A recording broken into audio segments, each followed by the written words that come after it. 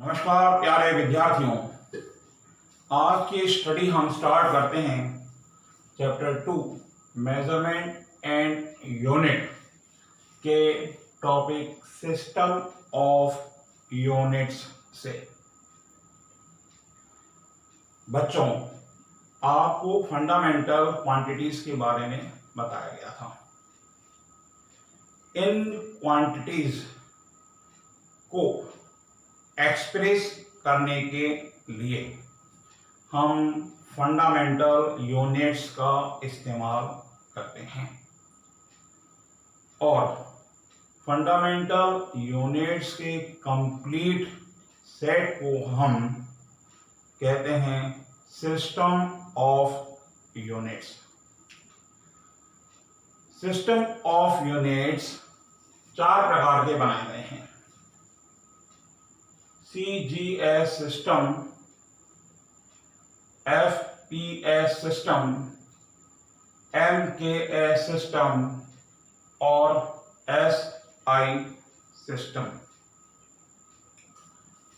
CGS system में, FPS system में और MKS सिस्टम में 3 फंडामेंटल क्वांटिटीज की यूनिट बताई गई है, क्योंकि ये क्वांटिटीज कौन सी हैं?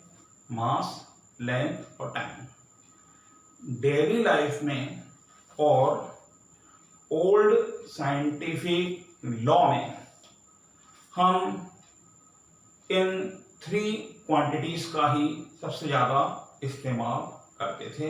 इनका ही यूज हम साइंटिफिक लॉ में करते थे, मास, लेंथ और टाइम।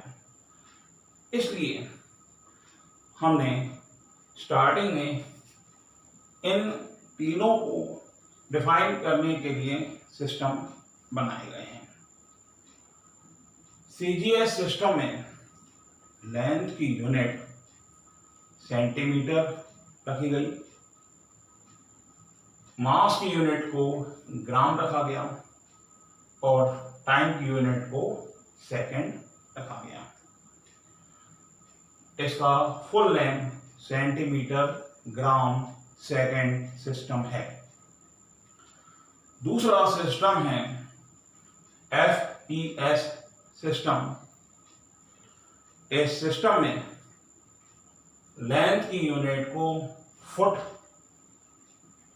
मास की यूनिट को पाउंड और टाइम की यूनिट को सेकंड रखा गया। थर्ड जो सिस्टम ऑफ यूनिट है वो है MKS system. Metre, kilogram, second system. इसमें लेंथ की यूनिट मीटर, मास की यूनिट किलोग्राम और टाइम की यूनिट सेकंड ली गई। सबसे ज्यादा हम इसी सिस्टम का इस्तेमाल करते हैं। साइंस का समय के साथ साथ डेवलपमेंट हुआ, साइंटिफिक लॉ का भी डेवलपमेंट हुआ, इसलिए इनको एक्सप्रेस करने के लिए सभी फंडामेंटल क्वांटिटीज का इस्तेमाल किया जाने लगा। इसलिए एक नया सिस्टम बनाया।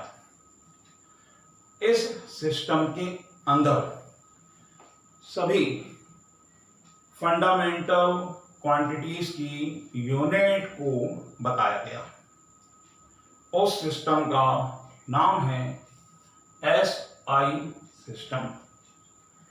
इस सिस्टम को स्टैंडर्ड इंटरनेशनल सिस्टम कहा जाता है।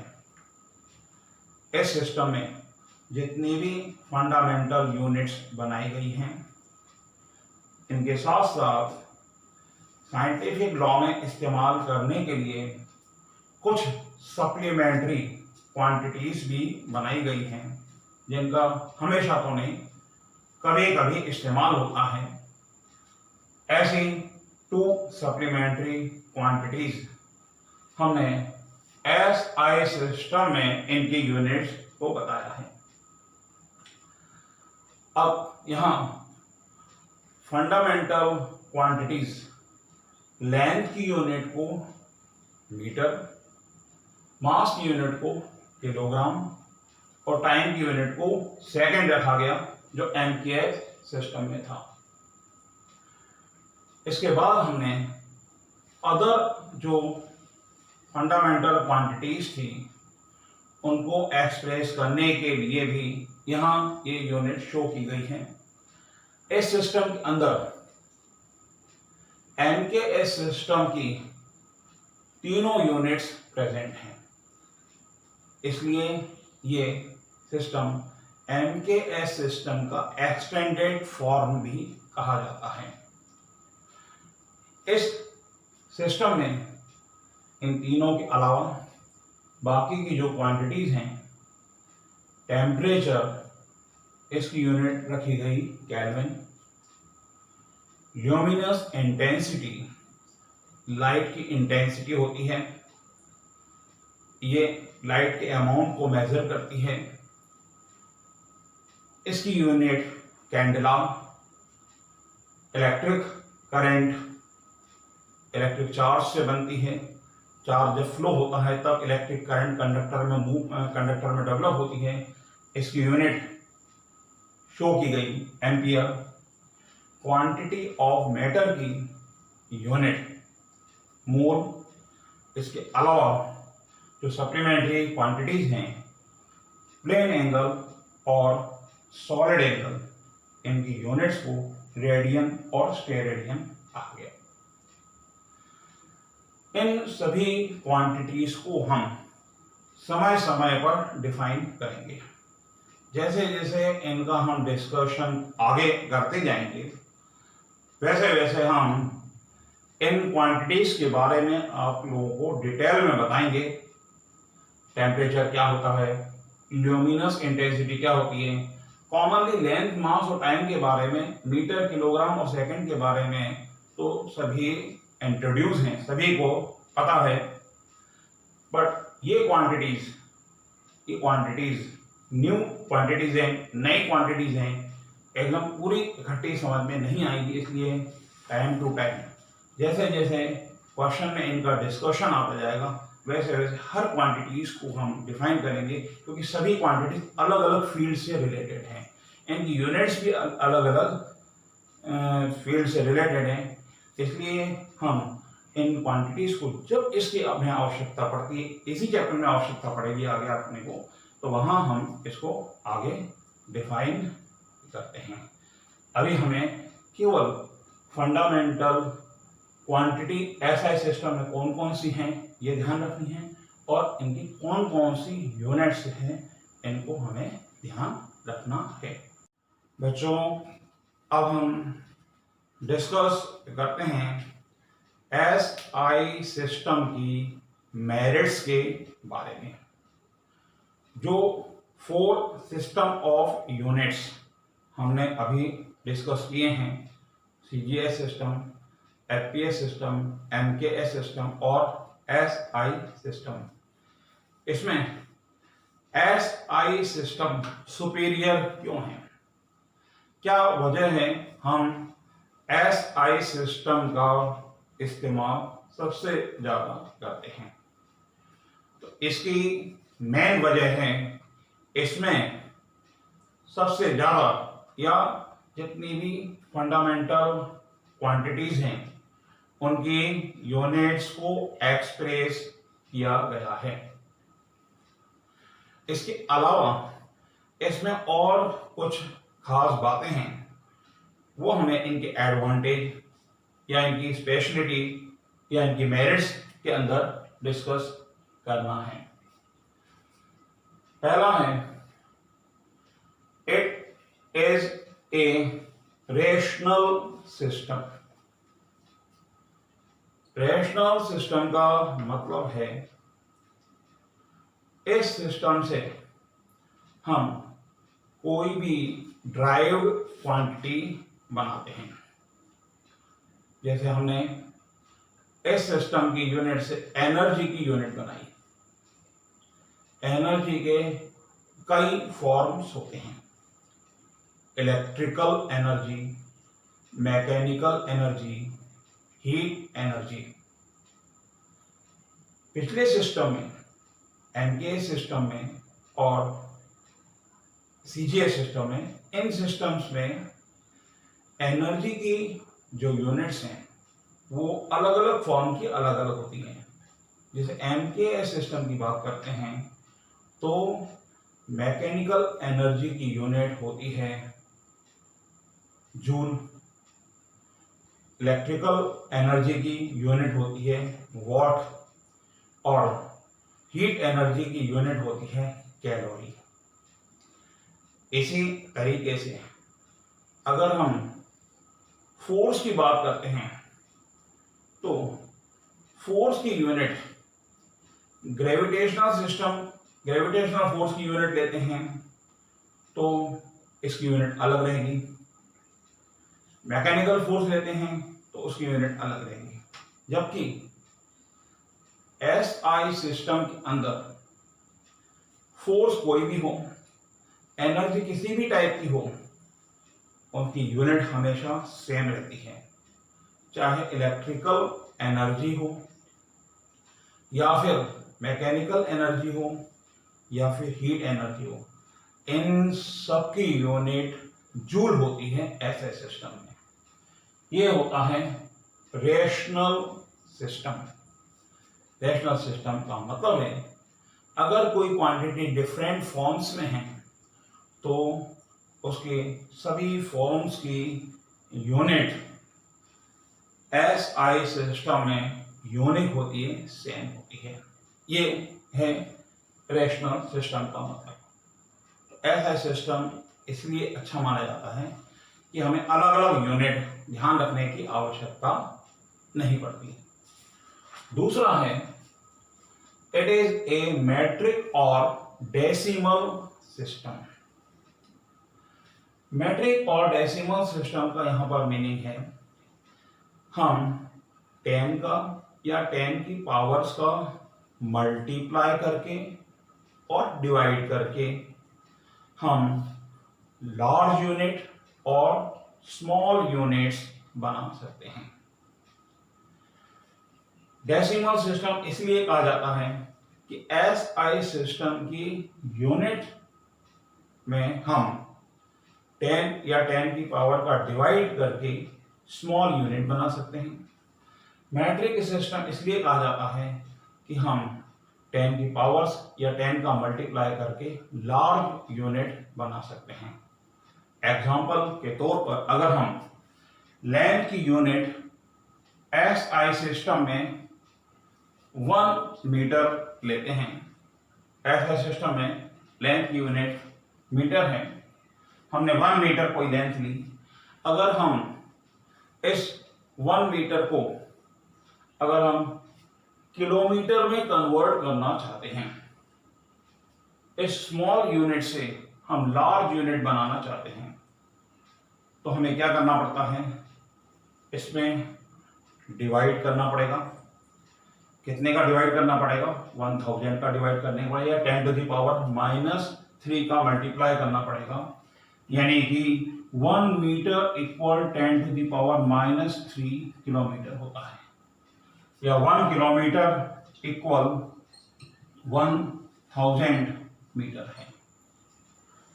तो हम 1 मीटर में 10 टू द पावर -3 का मल्टीप्लाई या 10 टू द पावर 3 का डिवाइड करके हम लार्ज यूनिट किलोमीटर बना सकते हैं। 1 मीटर में हम 10 की पावर 2 का मल्टीप्लाई करके हम स्मॉल यूनिट सेंटीमीटर बना सकते हैं। 1 मीटर इक्वल 100 सेंटीमीटर। तो मैट्रिक सिस्टम इसलिए कहा गया है कि हम मल्टीप्लाई करके हम स्मॉल यूनिट और डिवाइड करके हम इसमें लार्ज यूनिट में इसको कन्वर्ट कर सकते हैं। यानी ये यूनिट 10 की पावर्स का मल्टीप्लाई और डिवाइड करके स्मॉल यूनिट्स में कन्वर्ट हो सकती हैं और लार्ज यूनिट में भी कन्वर्ट हो सकती है। ये है मैट्रिक और डेसिमल सिस्टम का मीनिंग, मतलब हम इससे स्मॉल यूनिट भी बना सकते हैं एसआई सिस्टम की यूनिट से, और लार्ज यूनिट भी बना सकते हैं। अब आगे हम डिस्कस करते हैं, it is a coherent system. इसमें जितनी भी हमने यूनिट्स ली हैं, उन यूनिट्स की मदद से सभी ड्राइव्ड क्वांटिटीज की यूनिट को बनाया जा सकता है। जैसे हम एरिया की बात करें, हमें एरिया की अलग से यूनिट नहीं लेनी होती, हम लेंथ की यूनिट से ही एरिया की यूनिट बना सकते हैं। एरिया की यूनिट होती है मीटर स्क्वायर, ऐसे वॉल्यूम की यूनिट होती है मीटर क्यूब, यानी हम एसआई सिस्टम की यूनिट मीटर से एरिया की यूनिट भी रिप्रेजेंट कर सकते हैं, और हम वॉल्यूम की यूनिट भी रिप्रेजेंट कर सकते हैं। इसके अलावा अगर हम बात करते हैं वेलोसिटी, वेलोसिटी होती है डिस्टेंस अपॉन टाइम, डिस्टेंस की यूनिट मीटर और टाइम की यूनिट सेकेंड। ये भी एसआई सिस्टम की यूनिट है मीटर पर सेकेंड। हालांकि ये यूनिट सीजीए सिस्टम और एमके सिस्टम से भी बनाई जा सकती हैं, पर ऐसी और भी कई क्वांटिटीज हैं इलेक्ट्रिसिटी में, थर्मोडायनेमिक्स में या ऑप्टिक्स में, जिनमें हम यूनिट सीजीएस और एमके सिस्टम से और एफपीएस सिस्टम से नहीं बना सकते, बट एसआई सिस्टम के अंदर सभी प्रकार की फंडामेंटल क्वांटिटीज की यूनिट्स हैं।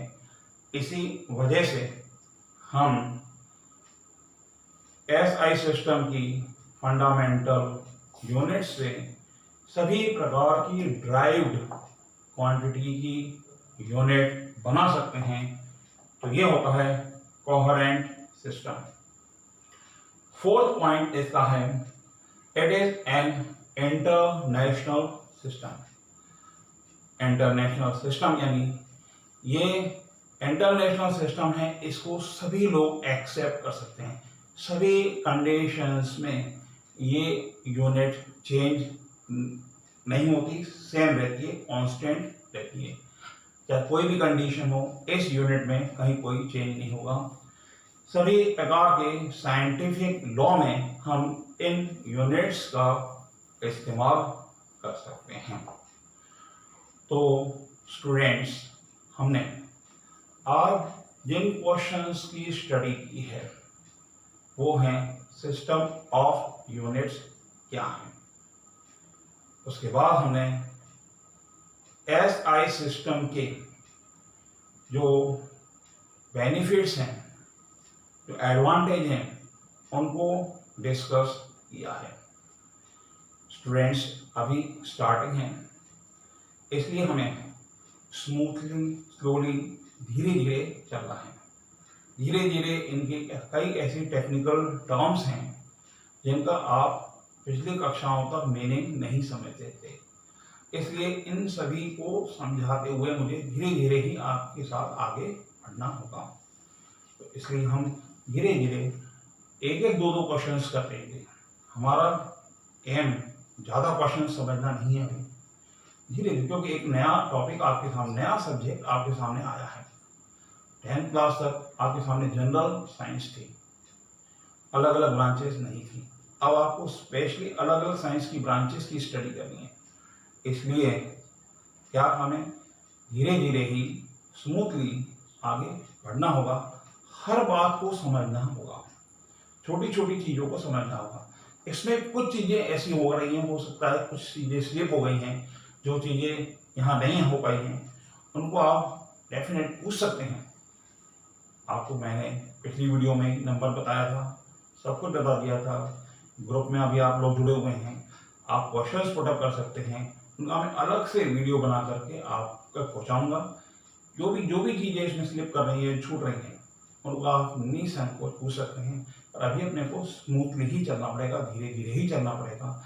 इनको आप पढ़िए, समझिए, इससे रिलेटेड बुक्स के अंदर भी ये टॉपिक्स आप पढ़ें, और इसकी क्या प्रॉब्लम्स आ रही हैं उसको मेरे साथ शेयर करें। मैं उसको सॉल्व करूँगा। आज के लिए हम इतने ही चीज़ों को समझते हैं। अगले दिन हम नेक्स्ट टॉपिक के साथ मिलेंगे। Thank you and good bye.